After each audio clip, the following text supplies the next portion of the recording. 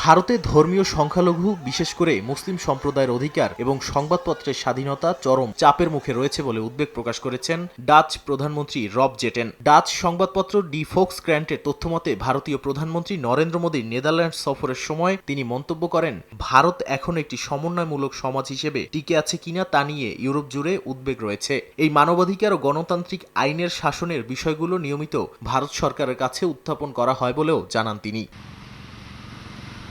Dutch প্রধানমন্ত্রীর এমন মন্তব্যকে সম্পূর্ণ প্রত্যাখ্যান করে কড়া জবাব দিয়েছে ভারতের পররাষ্ট্র মন্ত্রণালয়। বলা হয়, এ ধরনের মন্তব্য মূলত ভারত সম্পর্কে সঠিক তথ্যের অভাব ও অসচেতনতা থেকেই তৈরি। ভারতকে একটি প্রাণবন্ত ও বৈচিত্র্যময় গণতন্ত্রের দেশ হিসেবে উল্লেখ করে তিনি দাবি করেন, স্বাধীনতার পর থেকে ভারতে সংখ্যালঘু জনসংখ্যা 11% থেকে বেড়ে 20%-এর বেশি হয়েছে, যা বিশ্বের আর কোথাও দেখা যায়নি।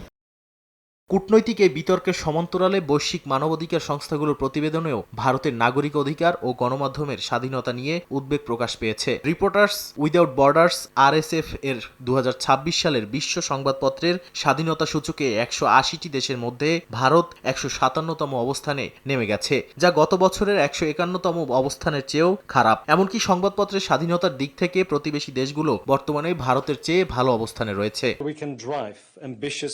বিতর্কের ঝড় সামলে নরেন্দ্র মোদীর এই নেদারল্যান্ডস সফরকে দুই দেশই ঐতিহাসিক বলে আখ্যা দিয়েছে, যেখানে বেশ কিছু বড় সাফল্য এসেছে। সেমিকন্ডাক্টর খাতে ভারতের টাটা ইলেকট্রনিক্স ডাচ চিপ প্রস্তুতকারক জায়ান্ট ASML এর সঙ্গে গুজরাটে কারখানা তৈরির চুক্তি স্বাক্ষর করেছে। পাশাপাশি ডাচ ঔপনিবেশিক আমলে ভারত থেকে নিয়ে যাওয়া চোল রাজবংশের ঐতিহাসিক রাজকীয় জিনিসপত্র ফিরিয়ে দেওয়ার ঘোষণাও দিয়েছে লাইডেন বিশ্ববিদ্যালয়।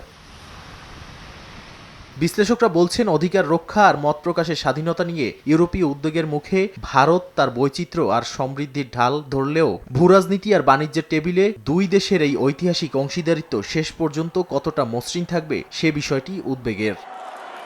নাদিম মারজান, সময় সংবাদ।